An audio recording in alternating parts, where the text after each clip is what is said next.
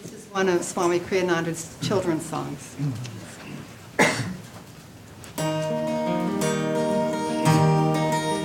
Little Cappy went dancing, went dancing, went dancing. Little Cappy went dancing one day.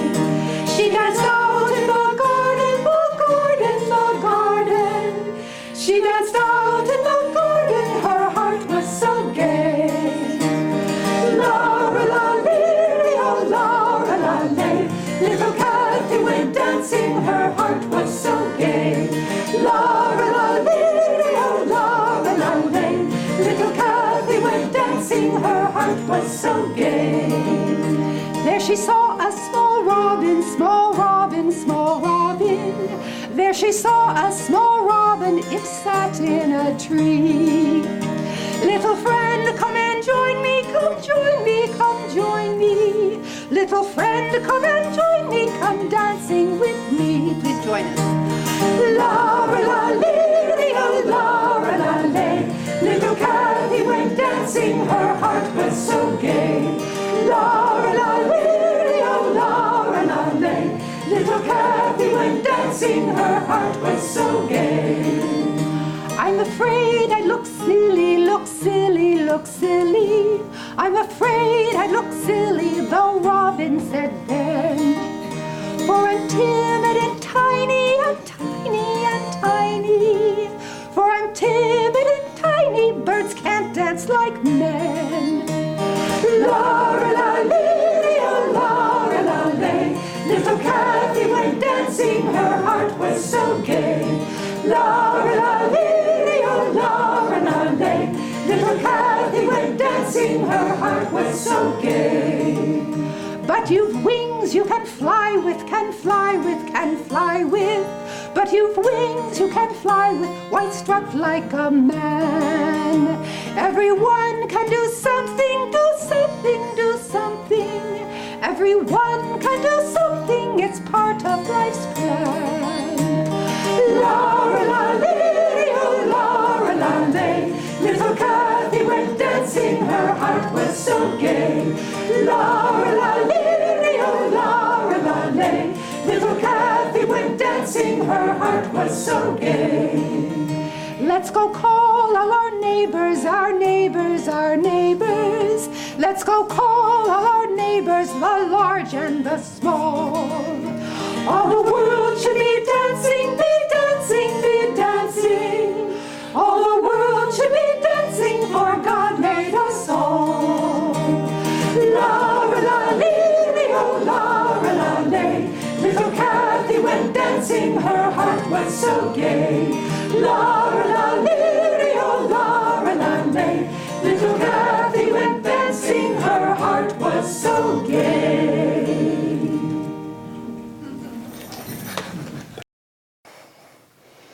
Welcome everyone to Sunday service at Ananda Village. A special welcome to our guests at the Expanding Light and those who are joining us online, and those are local Sangha members and our community.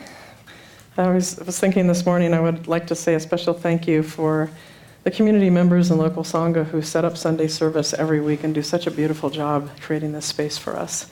So, thank you. I am Tiagini Lisa, and this is Tiagi Peter, and it's our joy to be here. So today's reading from Rays of the One Light, which are weekly commentaries of the Bible and Bhagavad Gita by Swami Kriyananda, is the topic of intuition is simple, the intellect is complex. Truth is one and eternal. Realize oneness with it in your deathless self within. The following commentary is based on the teachings of Paramhansa Yogananda. In the Gospel of St. Mark, chapter 10, we read a passage that Yogananda often quoted. And they brought young children to him, that he should touch them. And his disciples rebuked those that brought them. But when Jesus saw it, he was much displeased, and said unto them, Suffer the little children to come unto me, and forbid them not, for such is the kingdom of God. Verily I say unto you, whosoever shall not receive the kingdom of God as a little child, he shall not enter therein. It has often been noted that a critical attitude tends to paralyze creativity. Good critics, for example, seldom produce works of creative genius, though their creations may be intellectually clever. The intellect separates, it analyzes, then puts things together again, piece by piece. Intellect lacks intuition's flow, which descends smoothly like a river from the superconscious. Paramhansa Yogananda described intuition as the soul's power of knowing God. To receive the kingdom of God, Jesus was saying, one must do so with the openness and trust of a little child. Intellectuals may object to this statement, saying, but there must also be discrimination. You wouldn't want a person to be so open-minded that his brain falls out. The truth is, however, that the intellect can be fooled, even when it does its best to discriminate wisely. Only intuition is capable of penetrating to the heart of a matter and knowing truth from falsehood. It was the clear understanding of a child, not the elaborately persuaded intellects of his elders, that enabled the child in Hans Christian Andersen's story to cry out in surprise, "Why isn't the emperor wearing any clothes?" Therefore, it was that Sri Krishna said, let me say that again. Therefore, it was that Sri Krishna said in the 9th chapter of the Bhagavad Gita, "To you who are free from the carping spirit, I shall now reveal wisdom sublime. Grasping it with your mind and perceiving it by intuitive realization, you shall escape the evils of delusion. Thus, through Holy Scripture, God has spoken to mankind." Om, Om, Om.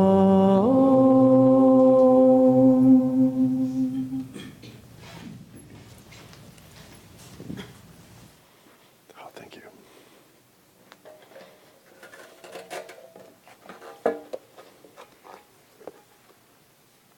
First, I'd like to read from Whispers from Eternity. This is Yogananda's book of prayer demands and mystical poems. Teach me, O Spirit, by meditation, to stop the storm of breath, the skipping of my mental restlessness, and all the sensory disturbances that rage on the lake of my mind. Let the magic wand of my intuition halt the gale of passions and unnecessary desires. In the rippleless lake of my mind, then, let me behold the undistorted reflection of the moon of my soul, glistening ever with the reflected light of thy presence.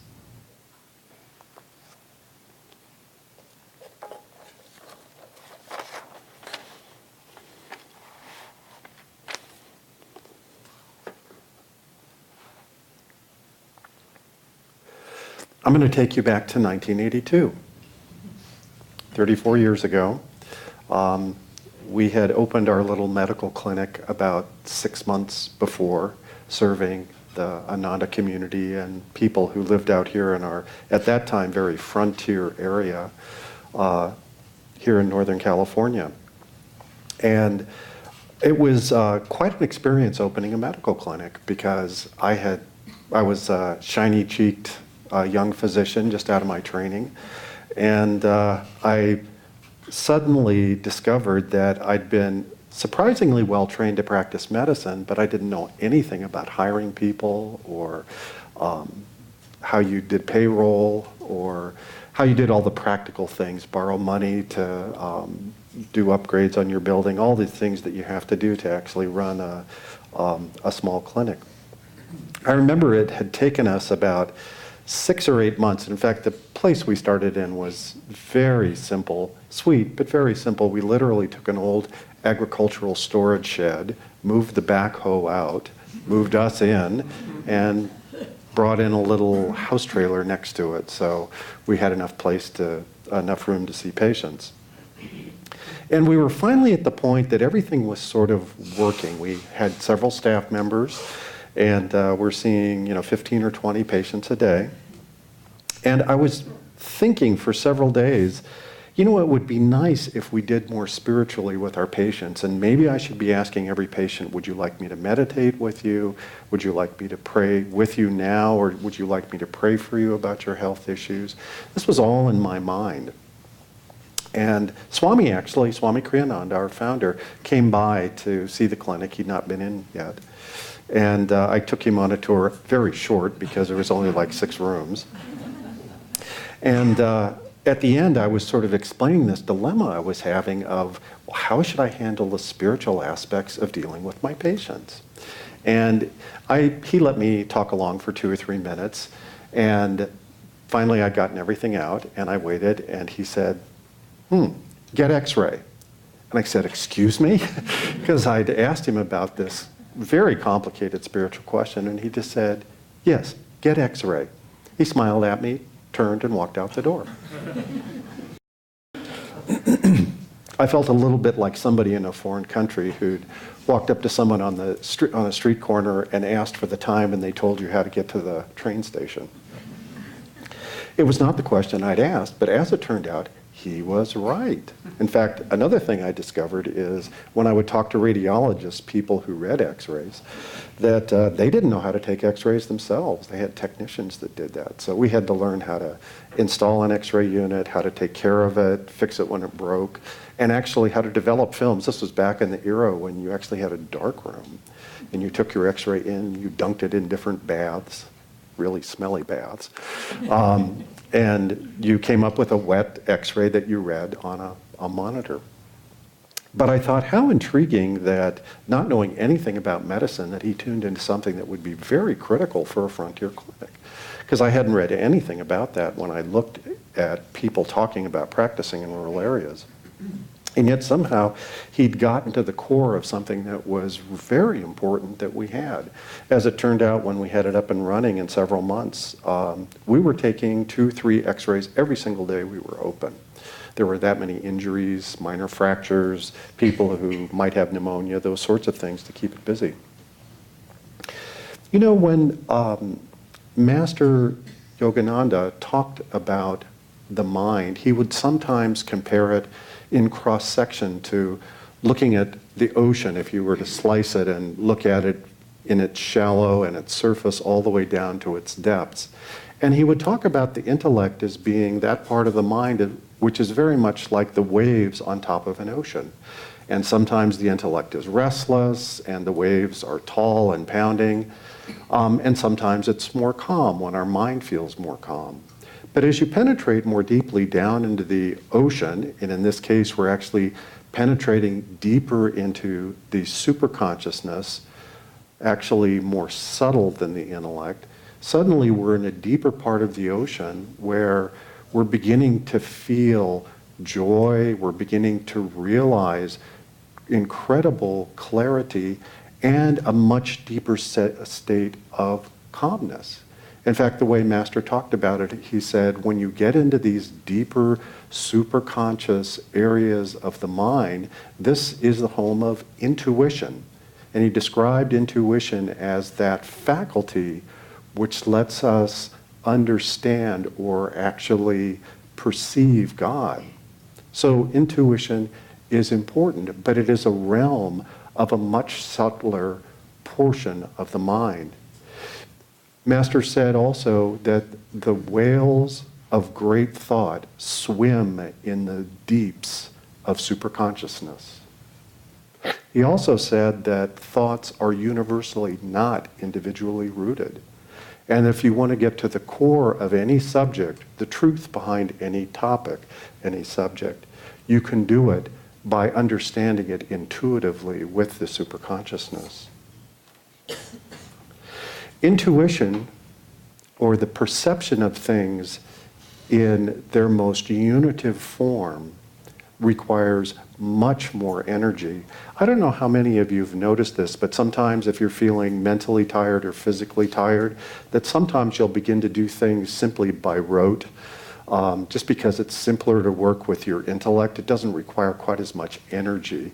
I often find that at the end of a busy clinic day, sometimes right at the end of the day, I'm very glad on my last one or two patients that I know my intellect will get me through the patient and make sure I do everything correctly in case my intuition does not engage and give me a better thought on what to do for the patient. So the intellect can be very helpful, but it's a much lower level of energy of our mental consciousness.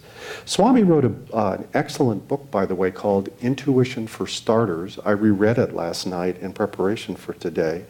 And I was very much struck by its clarity. In fact, one of the comments that Swami made about intuition is that the hallmark of a clear intuition is that it has clarity, that it has calmness, and that it has joy.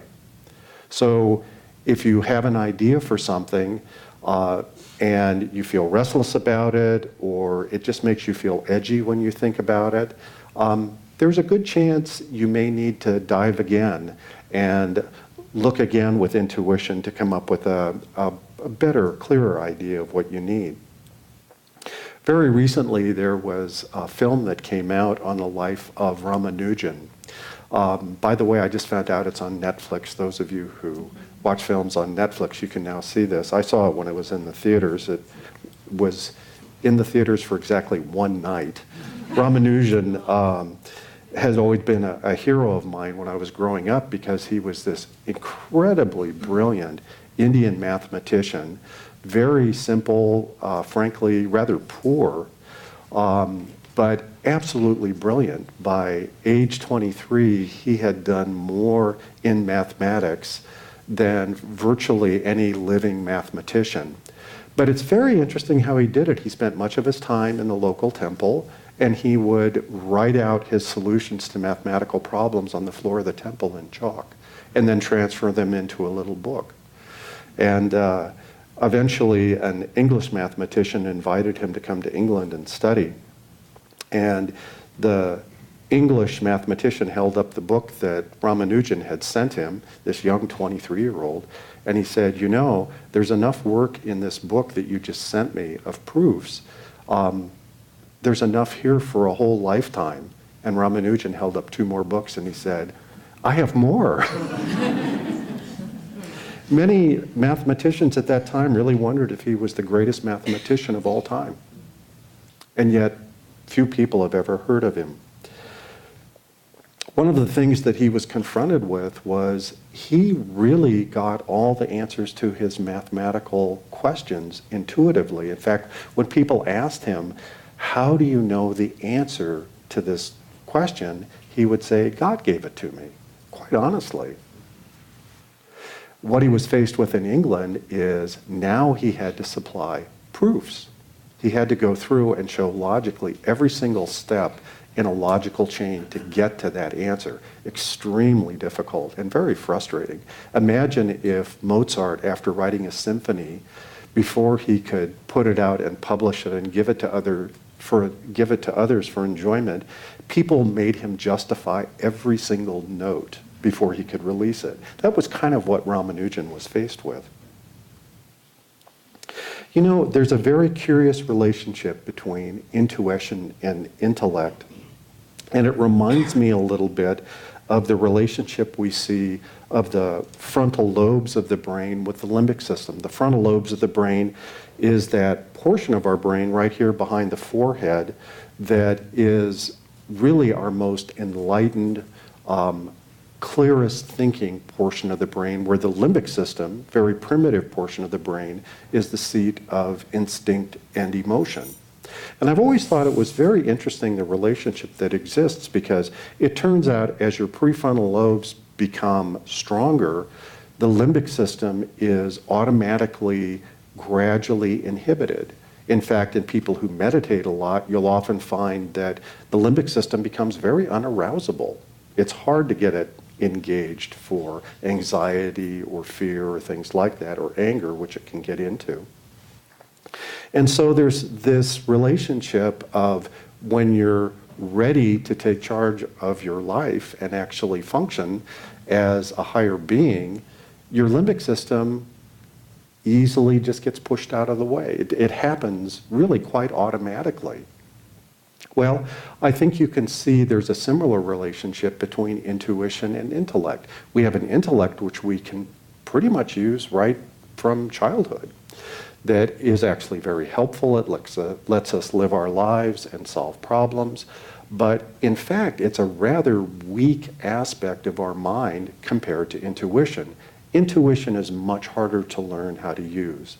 And except for people who meditate regularly or have learned how to use intuition in their particular field, many people are kind of stuck just using their intellects trying to figure everything out. So once the intuitive ability of the mind has really been engaged, the intellect can become much less important, used more as sort of a backup or a safety net. The short answer is you don't have to depend on intellect so much.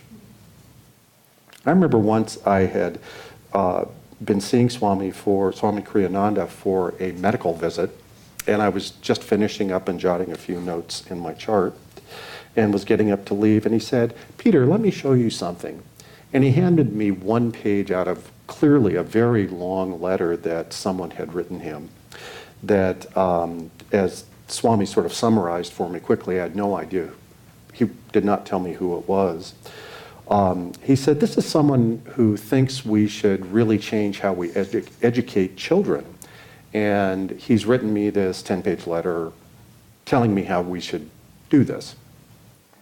And I took it and read the one page of it that he offered me. And it was very interesting because it was very well written. It kind of reminded me of a term paper from college. All the punctuation was correct. But I thought it was very interesting because what he was describing, you might be able to do with a 28-year-old. Maybe you could do it with an 8-year-old, but I could not see doing it. You could maybe do it with an 18-year-old, but I definitely could not see doing it with someone who was 8 years old. In fact, it just wouldn't have worked. So I handed the paper back to Swami, and he said, "Well, Peter, what did you think?" And I said, "Well, it's a very interesting idea, but I don't think it's going to work for children." And he sort of smiled, and he said, "Yes, I agree." And then he got this kind of interesting expression on his face, and he said, "Isn't it interesting how sometimes people can kind of be very intelligent idiots?" And Master said this too. He said, "People can be so skillful in their ignorance," really highlighting the fact that sometimes we let our intellect reign free and we miss the underlying point. I actually was thinking about this morning. I remember once I was listening to this poor woman being interviewed on the radio, and she lived in a rural area on the East Coast, much like ours, where several times during the year there's a much higher risk for deer running across the road, and so you have to be very careful when you're driving so you don't hit one. And she was making the point, she thought quite brilliantly, that even though they had put signs up, and you've seen these signs before, it'll show a deer sort of leaping and there'll be a sign under it, deer crossing.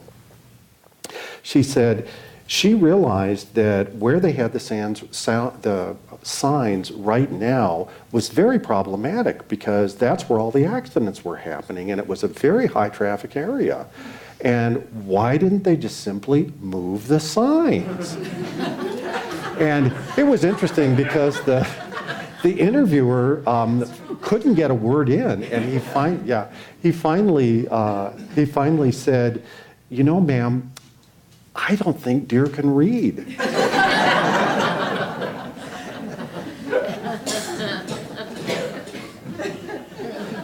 So for developing intuition, what are some keys to understanding that? Probably the most important thing is attunement. And this is going to be true in any field. If you want to become a good investor, if you want to become a great architect, you want to become a great physician, really attuning yourself to this intuitive understanding of how that process happens is key to becoming really exceptional at it. And it's particularly true in spiritual development because it's so much more difficult and so much more refined and subtle in what we have to change.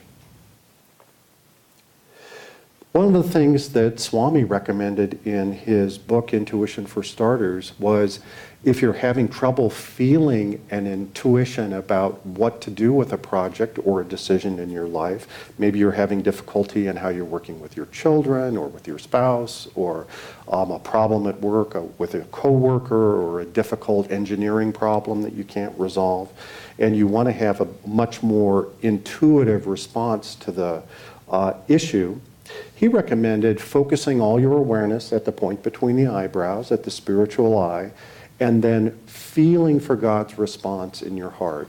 Offer the dilemma to the spiritual eye and feel for God's response in your heart, because that's where you will know, that sort of God's silent signature on your thought, whether that's the correct thing. He went on to say, sometimes you may not be able to feel anything. You may offer up all the different possibilities of how to work with something, and none of them really feels right.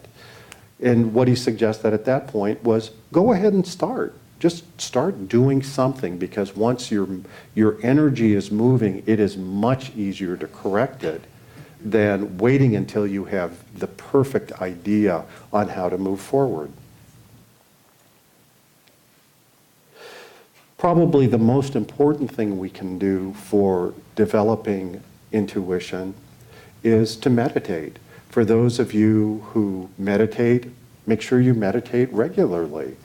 If you have Kriya Yoga, which is the main meditation technique of our path, make sure you practice your Kriya Yoga regularly, because it's during the practice of Kriya that we access that aspect of our mind that is most intuitive in its nature.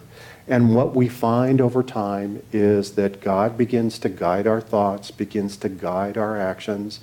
I've often thought, in fact, this is one prayer I have for myself if I know I'm facing a very difficult day at work, is I'll often affirm to myself as I'm driving to work, I affirm in perfect faith, for you are my armor and my shield.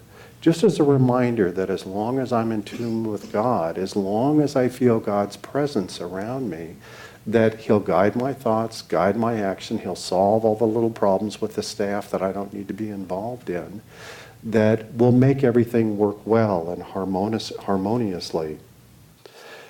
I think the Gita says it well. Even a little practice of this inward religion, referring to Kriya Yoga, will free one from dire fears and colossal sufferings. So as we meditate, feel for God's voice within. Feel for God's presence within. Let Him guide your thoughts. Let Him guide your actions. Let Him be in charge of your life. And every action, every thought you have will be guided with deep love and intuition, and will take you to your home spiritually.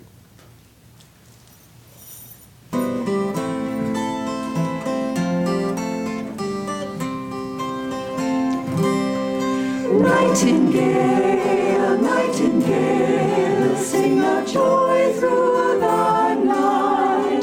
Teach my heart to impart everywhere your delight. Sing of moon rays of the rain, sing that love's not in vain. Every grief, every wrong has its ending in song.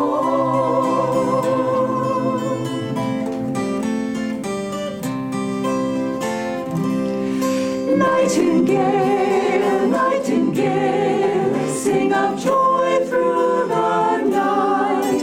Teach all men how to spin clouds of gloom into light. Without silence, what is song? Without night, where is dawn? Were it not for men's woes, who would smile at our woes?